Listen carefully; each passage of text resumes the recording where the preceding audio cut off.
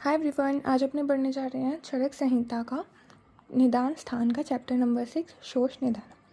तो इसके first paragraph में बताया गया है शोष के अलग अलग नाम बताए गए हैं। तो पहली बात, इसका नाम शोष ही क्यों पड़ा?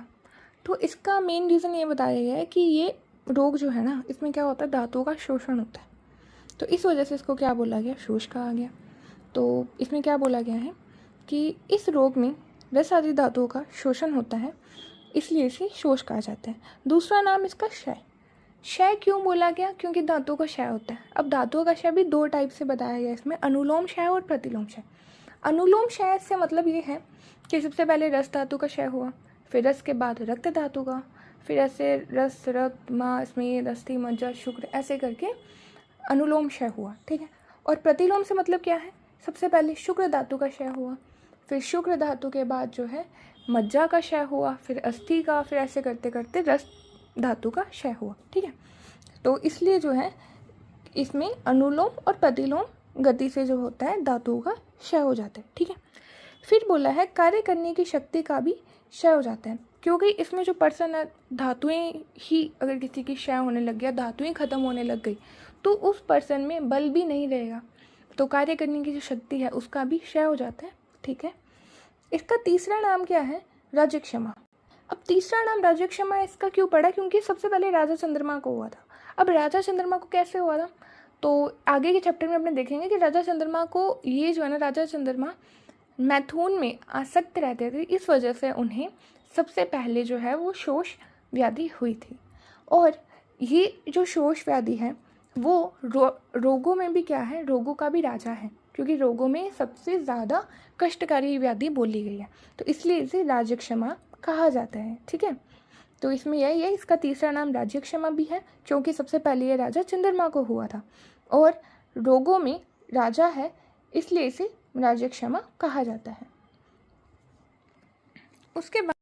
उसके बाद में है शोष के कारण। इह खलु चत्वारि शोषस्य आयतनानि भवन्ति तद्यथा साहसम संधारणम क्षयो विषम आसन मिति।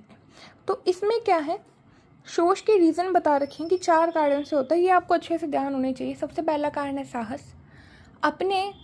अगर अपना जो बल है ना उससे ज़्यादा अपने काम कर रहे हैं, अगर कोई दुर्बल पर्सन है, ठीक है, उसमें इतनी स्ट्रेंथ नहीं है कि वो पहलवान से लड़ सके, पर फिर भी वो अपने साहस से ज़्यादा काम कर रहा है, तो इस वजह से शोष हो सकते हैं।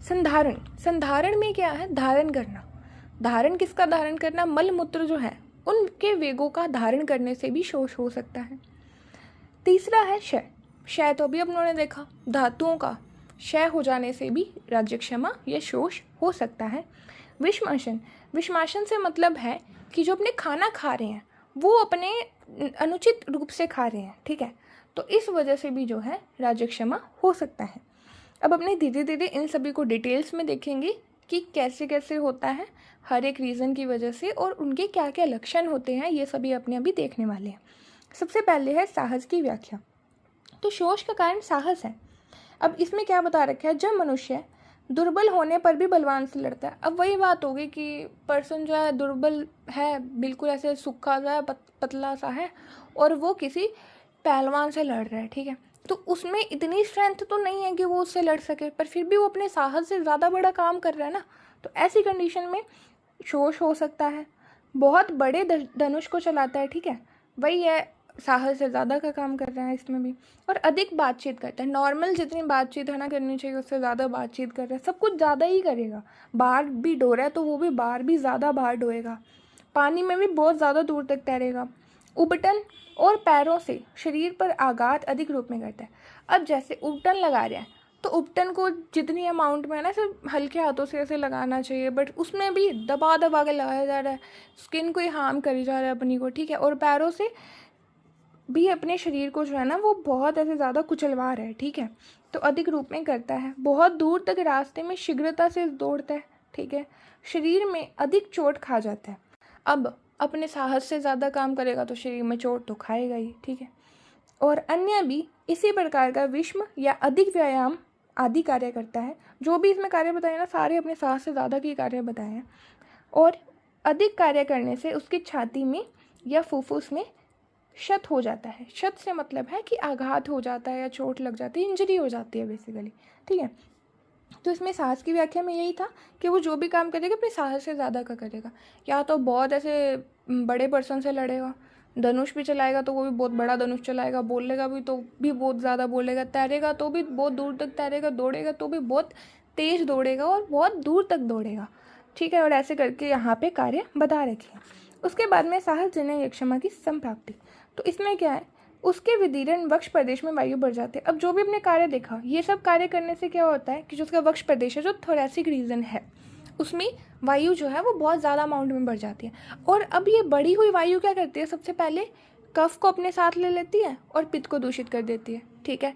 फिर अब वायु है कहीं ना कहीं तो जाएगी, तो अब ये ऊपर नीचे या तिर्यक यानी ऑब्लिकली मूव करने लग जाती है बॉडी में। सभी जो अपने आगे भी रीजंस देखेंगे ना, तो उनकी संप्राप्ति में यही चीज़ कॉमन है कि वायु बढ़ जाती है। वायु बढ़ जाने से पित्त और कफ को भी दूषित कर देती है और ऊर्ध्व, अधो और तिर्यक गति करने लग जाती है। इस वजह से डिजीज़ होती है ये वाली, ठीक है। तो यही इसमें दे रखा है कि वक्ष प्रदेश में वायु बढ़ जाती है और ये भरी हुई वायु वक्ष प्रदेश में रहने वाले कफ को साथ में लेकर पित्त को दूषित करती हुई ऊपर नीचे और तिर्यक गति करती है, ठीक है। उसके बाद अपने देखने वाले हैं साहस जन्य यक्षमा की लक्षण। तो साहसजन्य यक्षमा के लक्षण जो है उसको अपने कैसे देखेंगे, वो इसमें ये है कि जो विकृत हुई जो वायु होती है ना, जो उदर व तिर्यक और अधोभाग में गति कर रही होती है, वो अलग अलग अब बॉडी पार्ट्स में चली जाती है। तो जिस जिस बॉडी पार्ट में जाएगी उससे क्या क्या सिम्टम्स अपने को देखने को मिलेंगे वो भी अपने देखने वाले हैं। अगर उसका भाग शरीर की संधियों में प्रवेश कर गया तो क्या अपने को देखने को मिलेगा, जम्बाई, अंगमर्द और ज्वर। यदि अमाशय में देख चला जाता है तो उरो रोग हो जाता है या अरुचि हो जाती है, ठीक है। और कंठ प्रदेश में चला गया तो ऑफकोर्स कंठ से रिलेटेड चीज़ें होंगी, जैसे कंठ में विकृति आ जाएगी, स्वर भेद हो जाएगा। प्राणमय स्रोतस में चला गया तो श्वास और प्रतिशाय हो जाएगा। सिर प्रदेश में चला गया तो सिर में विकृति हो जाएगी, ठीक है। अभी तक जो आपने देखा, लेट्स रिवाइज इट, ओके। तो अगर मान लो शरीर की संधियों में चला गया तो क्या हो जाएगा, जम्बाई, अंगमर्द और ज्वर। अमाशय में चला गया तो अरुचि और उरो रोग हो जाएंगे, ठीक है। कंठ में चला गया तो कंठ से रिलेटेड ही कंठ में विकृति हो जाएगी और स्वर भेद हो जाएगा। प्राणमय स्रोतस में चला गया तो श्वास और प्रतिशय। शिर प्रदेश में चला गया तो शिर में विकृति हो जाएगी, ठीक है। इसके बाद वक्ष प्रदेश के फट जाने से, वायु की विषम गति होने से और कंठ के विकृत होने से उसे लगातार कास रहने लग जाता है। अब लगातार उसको कास हो रहा है, लगातार उसको कफ हो रहा है ना, लगातार उसको खांसी आ रही है, तो वो खांसते खांसते उसके जो छाती है ना उसमें इंजरी हो जाती है, ठीक है। तो वह लगातार कास के कारण छाती में क्षत हो जाने से यानी इंजरी हो जाती है, डैमेज हो जाता है, ठीक है। तो उससे क्या होता है कि वो बार बार रक्त को थूकता है। अब रक्त के आने से उसको दुर्बलता हो जाती है। तो क्या होगा, पर्सन जो है वक्ष प्रदेश फट जाएगा, ठीक है, कंठ में भी विकृति हो जाएगी, वायु की भी विषम गति हो जाएगी, जिससे क्या होगा, कास उसको बार बार रहने लग जाएगा।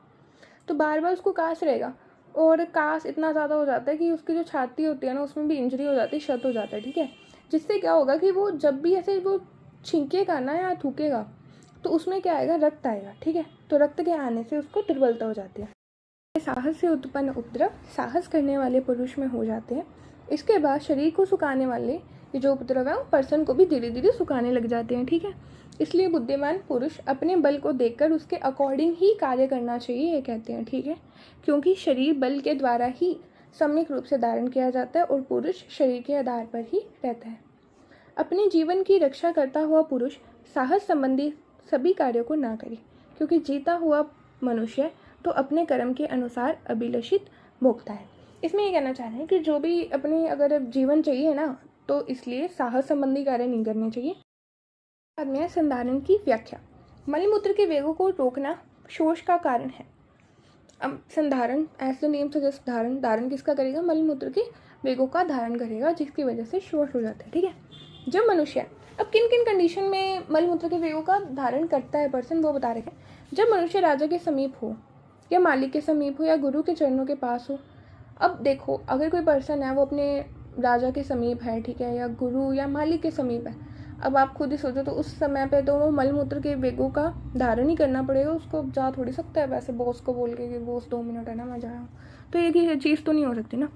उसके बाद में जुआरियों की सभा में, अन्य सभ्य समाज में, या फिर वो पर्सन स्त्रियों के बीच में है तो नहीं तो धारण करता है ना। वो ऊंची नीची सवारियों में चलते हुए, भय के प्रसंग से, कई पर्सन होते हैं ना जिनको रात में जाने से डर लगता है ना, वॉशरूम जाने से, तो भय की वजह से नहीं जाते कई लोग, लज्जा से, शर्म की वजह से नहीं जाते, घृणा से मतलब क्लीन नहीं होता कई बार वॉशरूम, तो इस वजह से वो नहीं जाते।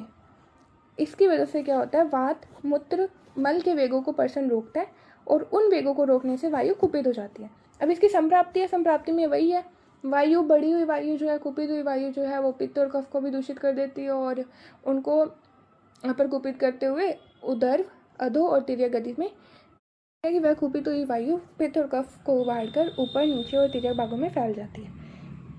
उसके बाद में संधारण जन्य कुपित हुई वायु पित्त और कफ को उबाड़कर ऊपर, नीचे और तिर्यक भागों में फैल जाती है। उसके बाद में संधारण जन्य राजक्षमा के लक्षण। तो इसमें क्या होता है कि शरीर के विभिन्न अवयवों में जाकर शूल उत्पन्न करती है ये वायु, ठीक है। अब इसमें क्या होता है, ये मल के वेगों को धारण करने से हुआ है ना, तो उसमें अपने याद रख सकते हैं पहला लक्षण तो मल में ही देखने को मिलेगा, या तो मल जो है वो बहुत पतला होकर बाहर निकलता है या फिर बिल्कुल उसको सुखा देता है, ठीक है। मल को सुखा देता है। पार्श्वों में, साइड में अपनों को वेदना उत्पन्न हो जाती है। कंधों में मर्दन की तरह पीड़ा होती है, जैसे कोई मसल रहा हो ना, ऐसे जोर जोर से ऐसे पीड़ा होती है, ठीक है। कंठ और छाती को दबाता है, सिर को पीड़ित करता है, खांसी, ज्वर, स्वरभेद और प्रतिशाय होने लग जाता है। ये वाले जो लक्षण हैं ये अपने ऊपर भी देखे हैं साहसजन्य यक्षमा में भी। अब यही है जो साहसजन्य यक्षमा में भी देखा था कि ये जो है शरीर को सुखाने वाले उपद्रव होते हैं, वो उनसे धीरे धीरे मनुष्य जो है उसका भी शरीर धीरे धीरे सूखने लग जाता है, ठीक है। इसलिए बुद्धिमान मनुष्य अपने शरीर के योग और क्षेम करने वाली वस्तुओं का ही सेवन करने में परिश्रम करें। अब योग और क्षेम करने वाली वस्तुओं से मतलब क्या है कि योग तो ये होता है कि जो चीज़ें उसके पास नहीं है, ठीक है, उनको प्राप्त करने के लिए मेहनत करें। और क्षेम करने वाली वस्तुएं, क्षेम से मतलब ये है कि जो चीज़ें उसके पास ऑलरेडी हैं उनकी रक्षा करे, ठीक है, उनमें मेहनत करी, ठीक है। जो चीज़ें उसके पास नहीं है उसको प्राप्त करने में मेहनत करी और जो चीज़ें उसके पास ऑलरेडी हैं उन वस्तुओं का ही सेवन करने में परिश्रम करें, ठीक है। पुरुष का शरीर ही मूल है और शरीर मूल वाला ही पुरुष होता है। अन्य सभी संसारिक वस्तुओं को छोड़कर उसे शरीर का पालन करना चाहिए, क्योंकि शरीर ही नहीं रहेगा, शरीर का ही अगर अभाव हो जाएगा तो पुरुष के लिए बाकी सभी वस्तुओं का भी अभाव हो ही जाता है। वही है कि मतलब बेसिकली बाकी जो संसारिक चीज़ें हैं उनको छोड़ के जैसा अपना बॉडी बोलती है, जैसा अपना शरीर है उसका पालन करना चाहिए, शरीर पे ध्यान देना चाहिए, क्योंकि अगर शरीर नहीं रहेगा तो बाकी चीज़ें अगर हैं भी तो उनका कोई मतलब है नहीं, ठीक है। फिर उसके बाद में धातु क्षय यक्षमा का कारण। क्षय यक्षमा का कारण होता है जब पुरुष अत्यंत शोक, चिंता से युक्त हृदय वाला होता है, ईर्ष्या, उत्कंठा, भय, क्रोध आदि से घिरा रहता है। इन सभी कंडीशन में क्या हो जाता है, धातु का क्षय हो जाता है। अगर कोई पर्सन है बहुत ज़्यादा दुखी रह रहा है, चिंता में रह रहा है, भय, क्रोध इन सभी से जल रहा है ना, जलन हो रही है, उसको ज़्यादा ईर्ष्या कर रहा है, तो इन सभी वजह से धातु का क्षय हो जाता है। या फिर अगर कोई दुर्बल व्यक्ति है, वो रुक्ष अन्नपान कर रहे हैं, ठीक है, रुक्ष अन्न और पान का लगातार सेवन कर रहे हैं, दुर्बल प्रकृति का मनुष्य है, ऑलरेडी वो बहुत ज़्यादा वीक है, फिर भी वो उपवास बहुत ज़्यादा कर रहा है, ठीक है, बहुत कम भोजन कर रहा है, तो ऐसे पुरुष जो है उसके हृदय में रहने वाला जो रस होता है वो क्षीण हो जाता है और उस रस के क्षीण होने से शोष को प्राप्त हो जाता है। इसकी उचित चिकित्सा न करने से उस व्यक्ति को आगे कहे जाने वाले लक्षणों वाला यक्षमा हो जाता है, ठीक है। अब इसमें धातु क्षय के यक्षमा के लक्षण अपने देखने वाले हैं, ठीक है। तो इसमें है जब पुरुष अत्यंत हर्ष से काम आसक्त होकर स्त्रियों से अत्यंत मैथुन करता है तो उस अत्यंत मैथुन से शुक्र का क्षय हो जाता है। अब इसमें पता है बेसिकली मैं आपको शॉर्ट में बता दूं कि इसमें क्या लिखा हुआ है। इसमें ये लिखा हुआ है कोई पर्सन है, ठीक है, वो स्त्रियों से बहुत ज़्यादा मैथुन कर रहा है तो उसके शुक्र का ना क्षय हो जाता है। अब उसके शुक्र का क्षय हो गया है, ठीक है, उसमें शुक्र की में कमी आ गई है, फिर भी वो मैथुन करने से नहीं रुकता है, फिर भी वो मैथुन कर ही जा रहा है। फिर एक ऐसा पॉइंट आएगा जब शुक्र का स्त्राव ही नहीं होगा, ठीक है। तो शुक्र का स्त्राव नहीं होगा तो उससे क्या होता है, जो वायु होती है वो रक्तवाही धमनियों में चली जाती है, जिससे वो वहाँ से वायु जो है प्रकोपित हुई वायु वो रक्त का स्त्राव करवाने लग जाती है। फिर ऐसा पर्सन जिसमें शुक्र का स्त्राव होता ही नहीं है मैथुन के टाइम पे, फिर जब वो मैथुन करने लगता है ना तो वो शुक्र स्त्राव की जगह रक्त का स्त्राव उसमें होने लग जाता है, ठीक है। तो ये सारी चीज़ इसमें अगली 3-4 लाइनों में लिखी हुई है, वो अपने पढ़ते हैं। जब पुरुष अत्यंत हर्ष से कम आसक्त होकर स्त्रियों से अत्यंत मैथुन करता है तो उस समय अत्यंत मैथुन से शुक्र का क्षय हो जाता है और शुक्र के क्षय हो जाने पर भी उस पुरुष का मन स्त्री प्रसंग से नहीं रुकता और अत्यंत मैथुन करने की प्रतिक्रिया करने वाले उस पुरुष का मैथुन करते हुए अधिक मात्रा में शुक्र क्षय हो जाने के कारण शुक्र का स्राव नहीं होता तथा वात अत्यंत मैथुन करने वाले इस पुरुष की रक्तवाहिनी धमनियों में प्रवेश कर उनसे रक्त का स्राव कराता है। वायु के लक्षणों वाला वह रक्त अति शुक्र क्षय हो जाने के कारण मैथुन करते समय पुनः शुक्र मार्ग से बाहर आता है। इसके बाद उस मनुष्य की शुक्र क्षय और रक्त के अधिक गिरने की वजह से क्या हो जाती है, जो संधियाँ होती है वो शिथिल हो जाती हैं। अब जो जॉइंट्स है उनमें स्टिफनेस बढ़ जाती है, क्योंकि उसमें जो है ना रुक्षता और ड्राइनेस ज़्यादा बढ़ जाता है, तो इसलिए जॉइंट्स जो है वो मूव करने में प्रॉब्लम होती है। फिर अधिक दुर्बलता बढ़ जाती है और वायु अधिक कुपित हो जाती है। अब कुपित हुई वायु क्या करती है, सारहीन से मतलब धातुओं का मेन सार तो शुक्र ही होता है ना। अब शुक्र ही नहीं है उस पर्सन में, इसलिए बोले सारहीन।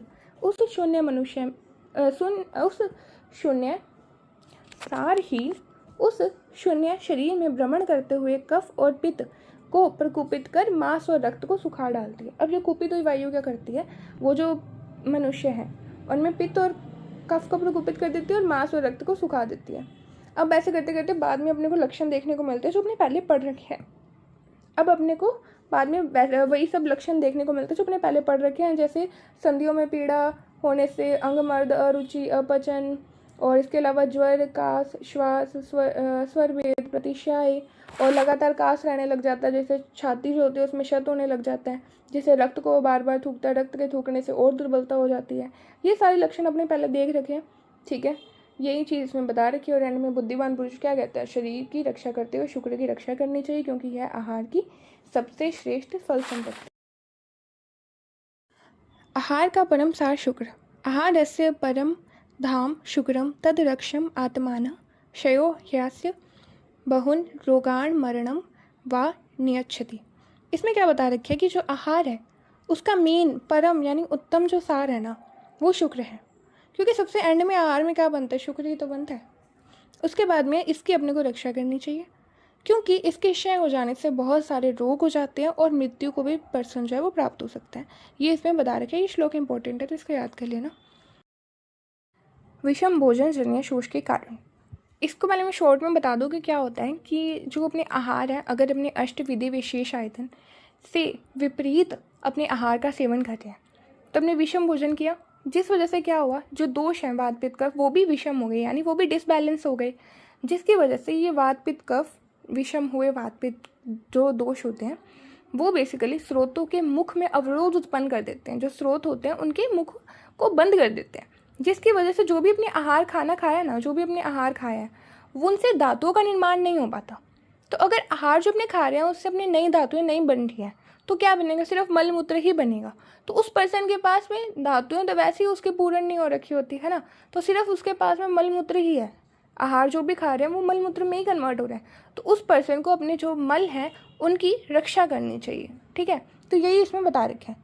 तो विषम भोजन शोष का कारण है जब पुरुष पान, अशन, भक्ष्य, लेह आदि खाने योग्य वस्तुओं को प्रकृतिकरण, संयोग, राशि, देश, काल, उपयोग, संस्था, उपशय से विपरीत सेवन करता है तो उसके शरीर में वात पित्त कफ विषम हो जाते हैं। विषम हुए वे वात आदि दोष शरीर में फैलकर जब स्रोतों के मार्ग के मुखों को रोक कर स्थित हो जाते हैं, तब मनुष्य जिन जिन आहार द्रव्यों को खाता है उन आहार द्रव्यों से अधिक मात्रा में मल और मूत्र ही उत्पन्न होते हैं, दूसरे धातु उसमें नहीं बनते हैं। वह पुरुष केवल मल के बल पर ही जीवित रहता है, क्योंकि धातुएं तो बन नहीं रही हैं, तो उनमें जो भी है सब कुछ मल ही है, ठीक है। तो इसलिए उसकी जो मल है उसकी रक्षा करनी चाहिए। इसलिए शोष से पीड़ित पुरुष के मल की यत्नपूर्वक रक्षा करनी चाहिए। और अत्यंत क्षीण और दुर्बल पुरुष के लिए के भी मल की रक्षा करनी चाहिए, क्योंकि अगर बहुत क्षीण और दुर्बल पुरुष है उसमें भी वैसे धातुएं कम ही हैं, तो इसलिए भी उसके मल की भी रक्षा करनी चाहिए, ठीक है। उस पुरुष की क्षीण हुई धातुओं के पूर्ण न होने से विषम भोजन से बड़े हुए दोष अलग अलग उपद्रवों को उत्पन्न करते हुए शरीर को सुखा देते हैं। यानी अब जो पर्सन है, दुर्बल जो व्यक्ति है ना, उनमें धातुएं जो हैं, जो क्षीण हो रखी हैं, जो ख़त्म होने वाली हैं, जो कम हो रखी हैं, वो धातुएं पूरी नहीं हो पा रही, और जो विषम भोजन है वो खाए जा रहे हैं, तो उससे दोष जो है वो और ज़्यादा बढ़ रहे हैं, तो अलग अलग कॉम्प्लिकेशन कॉज करने लग जाते हैं बॉडी में और उसके शरीर को सुखा देते हैं।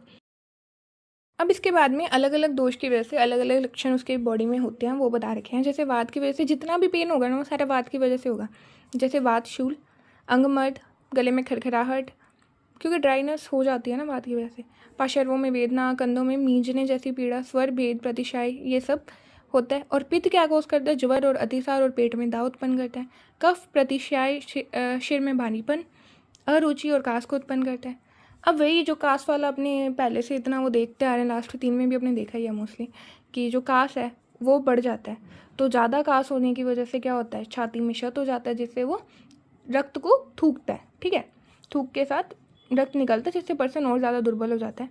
इस प्रकार ये विषमाशन से बने हुए दोष राज्य क्षमा को उत्पन्न कर देते हैं। वह पुरुष इन शरीर शोषण करने वाले उपद्रवों से पीड़ित होकर धीरे धीरे सूखने लग जाता है। इसलिए बुद्धिमान पुरुष को चाहिए कि वो अष्ट आहार जो विधि विशेष आए थे ना, उसके अकॉर्डिंग खाना खाना चाहिए, ठीक है। विषम भोजन से उत्पन्न होने वाले कष्टकारी बहुत से रोगों को देखते हुए बुद्धिमान पुरुष को चाहिए कि जितेंद्रिय रहकर हितकर द्रव्यों का भोजन करें, नपातुला भोजन करें और समय पर भोजन करें, ठीक है। फिर उसके बाद में राज्य क्षमा की निरुक्ति। अब इसमें यह बता रखा है, इन शोष के 4 कारणों का सेवन करने से वात पित्त कफ कुपित हो जाते हैं। वे कुपित होकर अनेक प्रकार के उपद्रवों से शरीर का शोषण करते हैं। उस शोष को सभी रोग में अत्यंत कष्टकारी होने से वैद्य समुदाय राज्य क्षमा कहता है। अब इसको राज्य क्षमा क्यों कहते हैं? क्योंकि ये रोगों का राजा है। क्योंकि ये जो डिजीज़ है वो सभी रोगों में जो है ना सबसे ज़्यादा कष्टकारी होती है, क्योंकि इसमें शरीर का शोषण हो जाता है, इसलिए इसको राज्य क्षमा कहते हैं। इसके अलावा मैंने आपको चंद्रमा वाला भी बताया था कि ये नक्षत्रों में सबसे पहले राजा सोम यानी चंद्रमा को हुआ था, इसलिए भी इसे राज्य क्षमा कहते हैं, ठीक है। फिर उसके बाद में है राज्य क्षमा का पूर्व रूप। उस राज्य क्षमा की ये पूर्व रूप है, जैसे प्रतिशाय, बार बार छींक आएगी और मुख से भी कफ निकलेगा, मुख मीठा हो जाएगा, कुछ भी खाने का मन नहीं करेगा उसका, और भोजन का जब टाइम आएगा ना तो उसको ऐसे थकावट सी फील होने लग जाएगी। जो पात्र और खाने की जो चीज़ें हैं वो गंदी नहीं भी है या फिर थोड़ी सी गंदी है तो भी उनमें उसको गंदगी लगने लग जाएगी, ठीक है। और भोजन करते समय उसका जी मचलाएगा, उसको वमन हो जाया करेगा, पैरों में शोथ उसको दिखेगा, हाथ जो है उसको बार बार देखता रहेगा, ये इसके मेन लक्षण, ठीक है। जैसे हाथ को बार बार देखता रहेगा, उसको जानने का रहेगा डेली कि उसके ना हाथ की लंबाई कितनी है, तो उसको हाथों की लंबाई जानने की अधिक इच्छा रहेगी, जैसे रोज़ अपना हाथ नाप रहा होगा ना। और स्त्रियों को अधिक चाहेगा, निर्लज्ज हो जाएगा और शरीर में अत्यंत निंदाजनक रूपों को देखेगा। सपने में ना जल वाले स्थानों को देखेगा जिनमें जल ही नहीं है, ठीक है। ग्राम नगर इनमें देखेगा जिनमें लोग ही नहीं होंगे, जन शून्य होगा, ठीक है। वन को देखेगा सूखा हुआ या जलते हुए या टूटे फूटे रूपों में देखेगा, कोई भी चीज़ सही नहीं दिखेगा, ठीक है। और गिरगिट, मोर, वानर, तोता, सांप, कौवा, उल्लू आदि जंतुओं से छुआ जाना देखेगा, ठीक है। और सवारी करते हुए देखेगा, किस पे सवारी? घोड़ा, ऊँट, सूअर, इन पे चढ़ना, इनकी सवारी करने वाला देखेगा। केश, हड्डी, राख, तुष, आग के अंगारों के समूह पर चढ़ना देखेगा।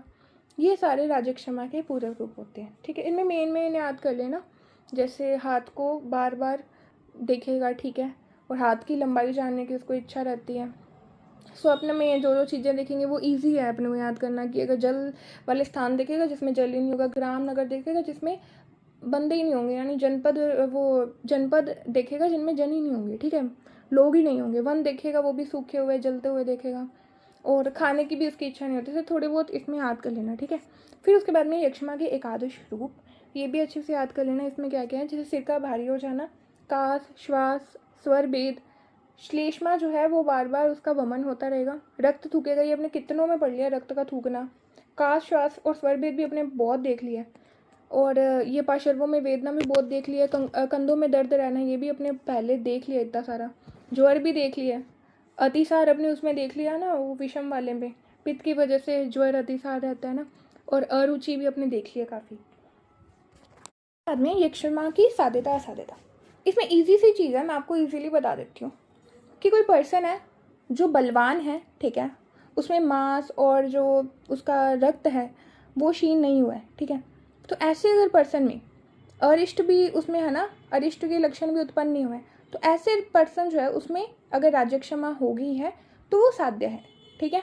क्योंकि वो जो पर्सन है ना, वो जो भी अपने मेडिसिन देंगे, ठीक है, उसको सहन करने वाला है, औषधि के बल को वो सहन कर सकता है, इसलिए अगर उसमें चाहे ज़्यादा लक्षण हो चाहे उसमें कम लक्षण हो तो उसको साध्य मानना चाहिए, ठीक है।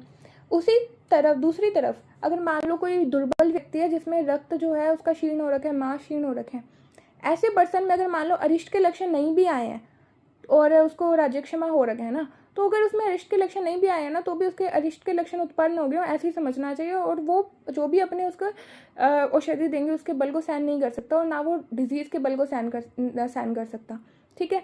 तो इसलिए उसकी चिकित्सा नहीं करनी चाहिए, उसमें ये जो रोग है वो असाध्य हो जाता है, ठीक।